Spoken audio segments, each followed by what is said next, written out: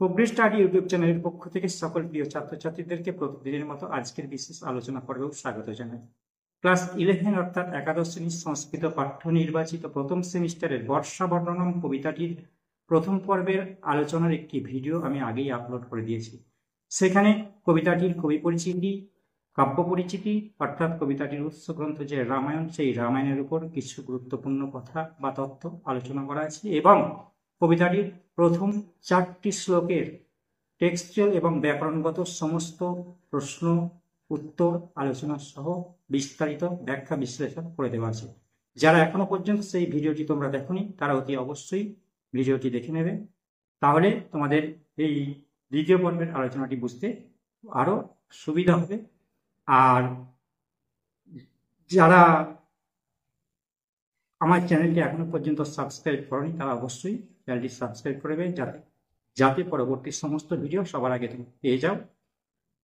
আর এই আলোচনাটি প্রথম থেকে শেষ পর্যন্ত ভিডিওটি স্কিপ না করে সম্পূর্ণ আলোচনাটি দেখবে, তাহলে দেখবে এখান থেকে যে কোনো রকমের প্রশ্ন খুব সহজেই তোমরা সমাধান করে ফেলতে পারবে, এইটুকু আশা রাখি। তাহলে বেশি কথা না বলিয়ে চলো শুরু করি আজকের মূল আলোচনা। আজ আমি পঞ্চম শ্লোক থেকে আলোচনা করছি, কারণ আগের ভিডিওতে চতুর্থ শ্লোক পর্যন্ত আলোচনা করা আছে। দেখো পঞ্চম শ্লোকে কি বলা হচ্ছে। তো আমি তার আগে একটা কথা বলে নিই, যে আমি আগেই বলেছি এটা রচয়িতা বাল্মীকি মুনি, কিন্তু বাল্মীকি মুনি এই বর্ষা বর্ণন কবিতাটি লিখেছেন। আর এই যে বর্ষার যে বর্ণনাগুলো বলাচ্ছেন কাকে দিয়ে? রামচন্দ্রকে। মানে রামচন্দ্রের মনের ব্যথাটাকে তিনি এই কবিতাতে মানে বাল্মীকি মুনি তুলে ধরেছেন আর কি। রামচন্দ্রের যে মনের ব্যথা, কিসের ব্যথা? সীতা হারানোর যে ব্যথা। এদিকে বর্ষাকাল চলে এসেছে, আর এদিকে সেই বর্ষার রোমান্টিক সেই মানে শোভাময় সৌন্দর্যময় সেই প্রকৃতির মধ্যে তার স্ত্রী তার কাছে নেই, ঠিক আছে? তো সেই যে তার মনের ব্যথা দুঃখ, সেই দুঃখটাকে ভাই লক্ষণের কাছে এরকম বর্ষাকালে নানান চেতন অচেতন প্রকৃতির স্বরূপ বর্ণনার মাধ্যমে প্রকাশ করে গেছে, ঠিক আছে? যাই হোক, তাহলে এখন পঞ্চম শ্লোকে আলোচনায় আসছে। দেখো, বর্ষোদপ আপ্যায়িত সদ্বলানি প্রবৃত্ত নিত্য উৎসব বহির্নানি বনানি নির্বিষ্ট বলভকানি বর্ষ অপরাহ্নেষু অধিকম বিভ্রান্তি। বলছেন বর্ষোদক আপ্যায়িত, এখানে একটু সন্দেহ করে নেব। বর্ষোদক মানে বর্ষা যুক্ত উদক। আমরা জানি অকার অবলিক আকার যুক্ত হস্র অবলিক দীর্ঘ সমান ওকার হয়। এখানে বর্ষা মানে আকার আছে আর উদকের হস্র আছে, দুটো নিয়ে ওকার হয়ে গেছে, দিয়ে বর্ষ হয়ে গেছে, ঠিক আছে? তাহলে বর্ষার উদক, উদক মানে কি? জলে আপ্যায়িত হয়েছে। আপ্যায়িত হওয়া মানে পরিপুষ্ট হওয়া, মানে ভিজে যাওয়া, সিক্ত হওয়া। কে না? সাত বলানি, সাত বল সমূহ। ফলন ফলে ফলানি বহু বচন। সাত বল মানে কি? তৃণানি, অর্থাৎ তৃণসমূহ বা ঘাস সমূহ বর্ষার জলে সিক্ত হয়েছে, ভিজে গেছে। আর সেই ভিজে ঘাস সমূহের উপরে প্রবৃত্ত নিত্য উৎসব বহির্নানি, নিত্য উৎসবে প্রবৃত্ত হয়েছে বা মেতেছে কারা? বহিন সমূহ। বর্হিন মানে কি? ময়ূর। আর বর্হিনানি বহুবচন মানে ময়ূর সমূহ, তারা নিত্য উৎসবে মেতে উঠেছে। তাহলে বর্হিন শব্দের প্রতিশব্দ, সাতবল শব্দের প্রতিশব্দ, সাতবল আনি শব্দের প্রতিশব্দ, বর্হিন আনি শব্দের প্রতিশব্দ, সব ঠিকঠাক করে তোমাদের কিন্তু জেনে রাখতে হবে, ঠিক আছে? যে বচন থাকবে সেই বচনে কিন্তু প্রতিশব্দ তোমাদেরকে লিখতে হবে। বনানি নির্বিষ্ট বলভকানি, বনানি মানে কি? বনরাজিকে নির্বিষ্ট করেছে। নির্বিষ্ট করা মানে কি? যেন বৃষ্টিকে নিঃশেষ করে দেওয়া, সম্পূর্ণরূপে বৃষ্টিকে ছড়িয়ে দেওয়া। কে ছড়িয়ে দিচ্ছে না? বলাহকানি। বলাহক শব্দের অর্থ কি? মেঘ। আর বলাহকানি মানে মেঘ সমূহ। মেঘ সমূহ যেন তার সমস্ত বৃষ্টিকে ছড়িয়ে দিয়েছে। পশ্চ দেখো অপরাহ্নেষু অধিকম বিভ্রান্তি, অপরাহ্ন বেলায় বিকেল বেলায় অধিক মাত্রায় শোভা পাচ্ছে সেই বনরাজি। অর্থাৎ বর্ষাকালে বনরাজি মানে বনরাজির মধ্যে যে ঘাস সমূহ সেগুলো জলে পরিপুষ্ট হয়েছে, সিক্ত হয়েছে, ভিজে গেছে। তার উপরে কি করছে না? ময়ূর সমূহ কি করছে? নিত্য উৎসব মেতে উঠছে। এই যে একটা সুন্দর প্রাকৃতিক দৃশ্য, এরই একটা ভাষা চিত্র এখানে বাল্মীকি মুনি অঙ্কন করলেন, ঠিক আছে? আর সেই যে চিত্র, সেই দৃশ্য, সেটা কোন সময় শোভা পাচ্ছে বললাম? অপরাহ্ন বেলায়, অর্থাৎ বিকেল বেলায়। মনে রাখবে, এখানে অধিকরণ করো, অপরাহ্নেষু, অধিকরণের বহু বচন, মানে কি বলবো? সপ্তমী বিভক্তির বহু বচনে দেওয়া আছে, ঠিক আছে? কারণ অধিকরণ কারকে সপ্তমী বিভক্তি হয়, এই হচ্ছে ব্যাপার, কারণ সময় বোঝাচ্ছে অপরাহ্ন, ঠিক আছে? এই হচ্ছে ব্যাপার। তাহলে এখানে বর্ষোদক শব্দের অর্থ কি, ঠিক আছে? সাতবলানি কথার অর্থ কি? প্রতিশব্দ কি? বর্হিনানি শব্দের প্রতিশব্দ কি? হ্যাঁ, অপরাহ্ন বেলায় কে শোভা পায়, কিভাবে শোভা পায় বা কেন শোভা পায়, ঠিক আছে, বা বনরাজি কোন সময়ে শোভা পায়, এইসব প্রশ্নগুলো কিন্তু এখান থেকে আসবে। আমি প্রশ্ন উত্তরের নিয়েও কিন্তু আলোচনায় আসবো পরে, আলাদা করে ভিডিও দেব। হ্যাঁ, তোমরা ফলো রাখবে চ্যানেলটা, তাহলে দেখবে সব একে একে পেয়ে যাবে। এবার দেখো পরের শ্লোক 6 নম্বর। সমুদ বহন্ত সলিল অতি ভারমজ বলাকিন বাড়ি ভরা নবন্ত মহোৎসু শৃঙ্গেশু মহি ধরানাং বিশ্বম বিশ্বম প্রয়ান্তি। দেখো এখানে মেঘ সমূহ বর্ষাকালে কি করে দেখেছো, আস্তে আস্তে আস্তে আস্তে মেঘ সমূহ জলের ভারকে নিয়ে যেন জলের একটা বিশাল বোঝাকে বহন করতে করতে আস্তে আস্তে সরে সরে সরে সরে যায়, গিয়ে যখন পর্বতের চূড়ার কাছে আসে সেই সময় মনে হয় যেন সেই পর্বতের চূড়ার কাছে একটু রেস্ট নিচ্ছে, বিশ্রাম নিচ্ছে, বিশ্রাম নিয়ে নিয়ে আবার এগিয়ে যাচ্ছে। এই যে দৃশ্য, এই সুন্দর একটা চিত্র বা দৃশ্যপট এখানে অঙ্কন করা হয়েছে। দেখো তাহলে সমুদ বহন্ত মানে কি, বহন করতে করতে, সম্পূর্বক উপপূর্বক বহযুক্ত লট, হ্যাঁ, যুক্ত সত্রী করলে সমুদ বহত হয়। এবার সেইটাকে আবার সত্রী প্রত্যয় করার পরে কি ধাবত শব্দের মতো রূপ দেওয়া আছে, ধাবন ধাবন্ত ধাবন্ত। হ্যাঁ, এসব সত্রী সমাস এসব প্রত্যয়ের নিয়ম শৃঙ্খলা আছে, সেগুলোতে এই ভিডিওর মধ্যে এত কিছু বিস্তারিত ব্যাখ্যা করে বলা যাবে না, ঠিক আছে। তো তার জন্য চেষ্টা করবো আমি আলাদা করে এই প্রত্যয়ের সমস্ত প্রত্যয়, তাজ প্রত্যয়, লভ প্রত্যয়, তুমুল প্রত্যয়, সত্রী প্রত্যয়, সমাস প্রত্যয়, সব রুল সমস্ত আলোচনার ভিডিও নিয়ে আসা, ঠিক আছে।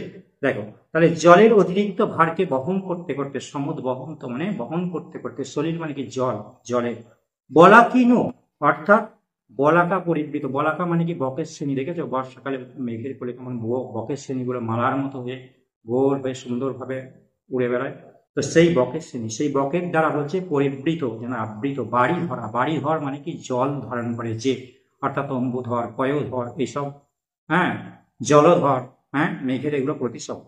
তাই সেই বাড়ি ধরা অর্থাৎ মেঘেরা নদন্ত মানে গর্জন করতে করতে, হ্যাঁ, এখানেও দেখো সত্যি প্রত্যয় প্রয়োগ করা হয়েছে।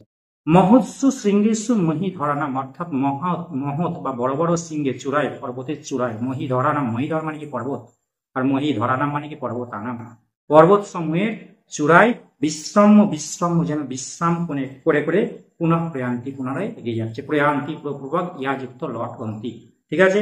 তাহলে বর্ষাকালে মেঘেরা কোথায় বিশ্রাম নিচ্ছে, ইম্পর্টেন্ট প্রশ্ন, পর্বতের চূড়ায় বিশ্রাম করছে। আর কিসের ভার বহন করছে, জলের অতিরিক্ত ভার বহন করতে করতে যেন আর বিশ্রাম নিচ্ছে, জলের ভারটা বহন করতে করতে যাচ্ছে, গিয়ে যেতে যেতে কোথায় বিশ্রাম নিচ্ছে বললাম, পর্বতের চূড়ায়, দিয়ে পুনরায় সেখান থেকে আবার যেন এগিয়ে যাচ্ছে। এই সুন্দর একটা দৃশ্য এখানে অঙ্কন করবে। চলো এবার 7 নম্বর। বহন্তি বর্ষন্তি নদন্তি ভান্তি ধ্যায়ন্তি নিত্যন্তি সমাশ্বাসন্তি নদ্য ঘনা মত্ত গজা বনান্তা প্রিয়া বিহীনা শিখিনা প্রবঙ্গা। দেখো এটা একটু আমি সাজিয়ে বলবো, হ্যাঁ, প্রথম শ্লোক আর তৃতীয় শ্লোক, দ্বিতীয় সঙ্গে চতুর্থ শ্লোকের একটু কম্পেয়ার করে বলবো। দেখো তৃতীয় শ্লোকে আছে এই শ্লোক না, তৃতীয় লাইনে আছে কি কর্তাগুলো, আর প্রথম লাইনে আছে ক্রিয়াগুলো, সমাপিকা ক্রিয়াগুলো। একইভাবে চতুর্থ লাইনে আছে কর্তাগুলো, দ্বিতীয় লাইনে আছে ক্রিয়াগুলো, ঠিক আছে। দেখবে তাহলে তৃতীয় লাইনের প্রথমে আমি আছে নদ্যটা নেব, নদ্য দন্তনা দয়জফলা ওকার আছে, ওকার মানে বিসর্গ, দন্তনা দয়জফলা বিসর্গ, অর্থাৎ নদীগুলি, দেখো নদী নদ্যৌ নদ্য প্রথমে বহুবচন, প্রথমে মানে কর্তৃকারকের প্রয়োগ আছে, তাহলে নদীগুলি বহন্তি মানে বহন করছে অর্থাৎ বয়ে নিয়ে যায়, বয়ে যাচ্ছে, ঠিক আছে। তাহলে কারা বয়ে যাচ্ছে প্রশ্ন হবে, বা নদ্য এর ক্রিয়া কোনটা, তখন বহন্তিটা লিখতে হবে। বহন্তি ক্রিয়ার এখানে কর্তা যে দিয়ে চারটে তোমাকে দিয়ে দেওয়া হবে, নদ্য ঘনা মত্ত গজা বনান্তা, তখন তোমাকে নদ্যটা সিলেক্ট করে নিতে হবে, ঠিক আছে। দেখো তারপর ঘনা বর্ষন্তি অর্থাৎ মেঘেরা বর্ষণ করছে, বৃষ্টিযুক্ত লটযুক্ত অন্তি, হ্যাঁ, তাহলে কারা বর্ষণ করছে, হ্যাঁ, বা বর্ষন্তি ক্রিয়াটার কর্তাকে এখানে তখন নিতে হবে ঘনা, আর ঘনা যে কর্তা তার ক্রিয়া কোনটি, এরকম প্রশ্ন হবে, হ্যাঁ। এবার দেখো মত্ত গজা নদন্তি অর্থাৎ উন্মত্ত হস্তিরা গর্জন করছে, নদন্তি নদযুক্ত লটযুক্ত অন্তি সমাশ্বাসন্তি, আচ্ছা তারপরে আছে দেখো বনান্তা ভান্তি অর্থাৎ বনের অন্ত মানে প্রান্ত সীমা যেন ভান্তি অর্থাৎ শোভা পাচ্ছে, ভাযুক্ত লটযুক্ত অন্তি, ঠিক আছে। তাহলে ভান্তিটা কার, কোন কর্তার ক্রিয়া, তখন একটু বনান্তা। এবার দেখো প্রিয়া বিহীনা ধ্যায়ন্তী, প্রিয় বিরোহীরা ধ্যায়ন্তী মানে কি, এখানে চিন্তা করছে, ধ্যায়ন্তী ধৈযুক্ত লটযুক্ত অন্তি, ধৈর্যফলা ওই থাকবে, হ্যাঁ। কারা তাহলে চিন্তা করছে, প্রিয়া বিরোহী যারা অর্থাৎ প্রিয়তমার চিন্তায় মগ্না যারা তারা। শিখিনা নিত্যন্তি অর্থাৎ ময়ূরেরা নৃত্য করছে, শিখিন শব্দের অর্থ কিন্তু ময়ূর, বর্হিন শব্দের অর্থ বলেছি ময়ূর, আগেই বলেছি। প্রবঙ্গা সমাশ্বাসন্তি আর ভেগেরা আশ্বস্ত বোধ করছে, ঠিক আছে। ভেগ মানে কি ব্যাং, যারা যা লাফিয়ে লাফিয়ে চলে, আবার ভেগ মানে বানর হয়, এখানে কিন্তু ব্যাং অর্থে বর্ষাকালের কথা যেহেতু বলছি, হ্যাঁ। সমাস ষষ্ঠন্তি প্রত্যয় করলে হবে সমপূর্বক, আপূর্বক, সসযুক্ত, লটযুক্ত অন্তু। এখানে দুটো উপসর্গ আছে, সম একটা আর আ একটা। ঠিক আছে, চলো তাহলে এবারে চলে যাই 8 নাম্বার শ্লোক। তরিত পতাকাভি অলঙ্কৃতানাম উদীর্ণ গম্ভীর মহারবান বিভান্তি রূপানি বরাহকানাম রণোৎসুকানামিব বারণানাম। মন দিয়ে শুনবে যে তড়িৎ পতাকাভি অলঙ্কৃতানাম, অর্থাৎ তড়িৎ পতাকা, তড়িৎ মানে বিদ্যুৎ, বিদ্যুৎ রূপ পতাকার দ্বারা অলঙ্কৃত। আমরা আগেই করেছি একটা শ্লোকে, হ্যাঁ, বিদ্যুৎ পতাকা মেঘের, হ্যাঁ, অলঙ্কার করেছি আমরা, বিদ্যুৎ পতাকা আর বলা হচ্ছে মালা। তাহলে এখানে বিদ্যুৎ রূপ পতাকার দ্বারা সেই অলঙ্কৃত, অর্থাৎ শোভিত। উদীর্ণ গম্ভীর মহারবানাম, উদীর্ণ মানে কি, মানে উচ্চ অর্থ আর কি, প্রচন্ড অর্থে, প্রচন্ড গম্ভীর, মহারবানাম মানে মহারব সমূহের, মহাগর্জন সমূহ। ঠিক আছে, বিভান্তি রূপানি বরাহকানাম, অর্থাৎ বিভান্তি, বিভান্তি মানে কি শোভা পাচ্ছে, রূপানি অর্থাৎ আকৃতি সমূহ, রূপ সমূহ, কাদের না বলাহকানাম, অর্থাৎ বলাহক সমূহ। বলাহক মানে কি, বলাহক পাতার অর্থ হচ্ছে মেঘ, আর বলাহকানাম মানে কি মেঘ সমূহের আকৃতি সমূহ। ঠিক কিসের মতো, তাহলে মেঘের যে গর্জন, হ্যাঁ, কোন মেঘদের না, যে মেঘ বিদ্যুৎ পতাকার দ্বারা অলঙ্কৃত হয়েছে সেই মেঘ। তাহলে বিদ্যুৎ যখন প্রচন্ড চমকাচ্ছে সেই রকম পরিস্থিতিটা করেছে আর কি, তখন গর্জন করছে একটা প্রচন্ড, সেই গর্জনটাকে এখানে বলছে কিসের মতো না, রণোৎসুক আনন্দ বাড়না, যেন রণোৎসুক, রণ মানে যুদ্ধ, যুদ্ধ করতে উৎসুক বা ইচ্ছুক, বারণানাম অর্থাৎ হস্তি সমূহের মতো যেন গর্জন করছে। বুঝেছ? তাহলে বর্ষাকালে যখন প্রচন্ড গম্ভীর ভাবে যখন মেঘগর্জন করে, বিদ্যুৎ চমকায়, সেই সময় সেই যে মেঘগর্জনটাকে, সেটাকে বলছে যুদ্ধ করতে ইচ্ছুক। যুদ্ধ করতে যখন যায় উন্মত্ত হস্তিরা, ঐরাবতরা, শ্রেষ্ঠ হাতিরা মালা ধারণ করে, হ্যাঁ, পতাকা ধারণ করে, সেই হাতিরা যেমন গর্জন করে ঠিক সেই রকম গর্জন করছে মেঘগুলো। এই হচ্ছে চিত্র এখানে। ঠিক আছে, তাহলে মেঘের পতাকা কি, এগুলো আমরা আগেই জেনেছি। মেঘের অলঙ্কার কি কি, বরাহক কথার অর্থ কি, হ্যাঁ, তাহলে কাদের সঙ্গে বর্ষাকালীন মেঘগর্জনকে তুলনা করা হয়েছে, ওই যুদ্ধক্ষেত্রস্থ হাতির গর্জনের সঙ্গে, এগুলো জানতে হবে। এরপরের শ্লোক দেখো, 9 নম্বর শ্লোক। ক্বচিৎ প্রগীতাইব ষটপদৌঘৈ ক্বচিৎ প্রণীতাইব নীলকণ্ঠৈ ক্বচিৎ প্রমুক্তাইব বারণেন্দ্রৈ বিভান্তি অনেক আশ্রয় বনান্ত।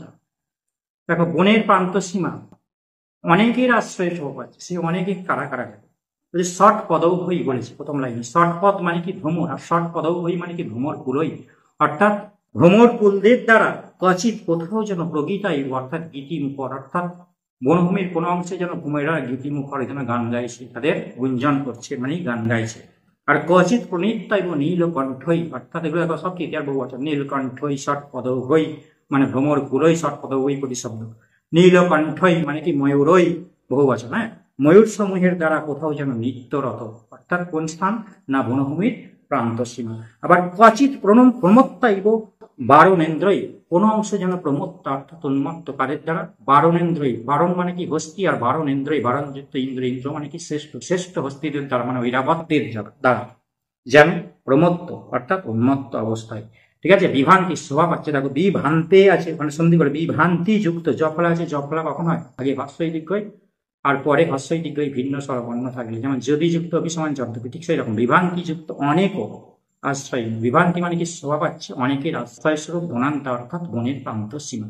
ঠিক আছে, তাহলে বনের প্রান্ত সীমা যে অনেকের আশ্রয় স্বরূপ শোভা পাচ্ছে, এখানে অনেকের আশ্রয় বলতে কাদের কাদের আশ্রয়, পরীক্ষায় প্রশ্ন তোমাদেরকে।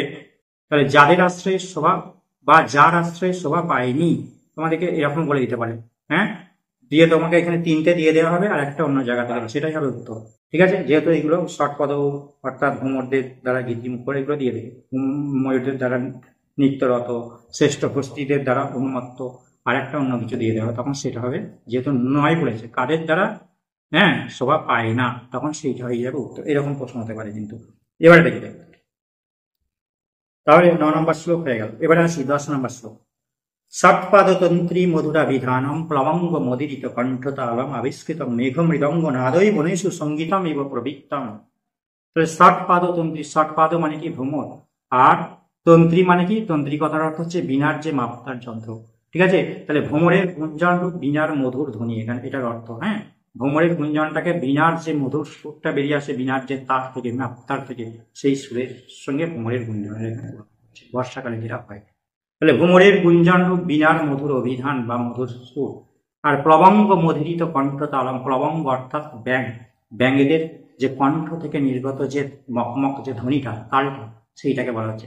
তাহলে ভেকেদের কণ্ঠ নির্গত ধ্বনিরূপ তাল আবিষ্কৃতম মেঘ মৃদঙ্গ নাদৈব, অর্থাৎ মেঘরূপ মৃদঙ্গের নাদের সঙ্গে গর্জনের সঙ্গে যেন আবিষ্কৃত, অর্থাৎ প্রকাশিত, অর্থাৎ মেঘ গর্জনকে এখানে মৃদঙ্গের গর্জনের সঙ্গে, মৃদঙ্গের বা বাদ্যযন্ত্রের আওয়াজের সঙ্গে তুলনা করে বলছেন। ঠিক আছে, এই সব কিছুর সমন্বয়ে কি হচ্ছে, যেন একটা সঙ্গীত অনুষ্ঠান হচ্ছে কোথায়, বনের মধ্যে।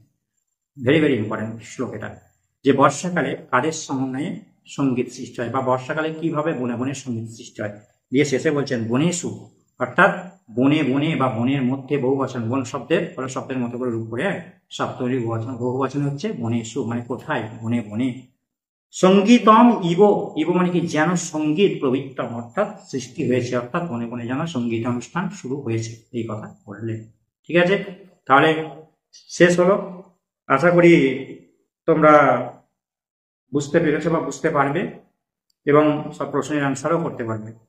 তো যদি ভিডিওটি ভালো লেগে থাকে তাহলে অবশ্যই চ্যানেলটি সাবস্ক্রাইব করবে এবং পাশে থাকা বেল আইকনে ক্লিক করে দেবে, যাতে পরবর্তী এই ধরনের গুরুত্বপূর্ণ সমস্ত ভিডিও 11, 12, ক্লাস 10 সমস্ত ক্লাসের বাংলা এবং সংস্কৃত, হ্যাঁ এমনকি 7, 8 সংস্কৃতের পর্যন্ত ক্লাস আমি কিন্তু এখানে নিয়ে আসার চেষ্টা করব। অতি অবশ্যই তোমরা চ্যানেলটি ফলো রাখবে। তাহলে আজ এখানেই শেষ করলাম।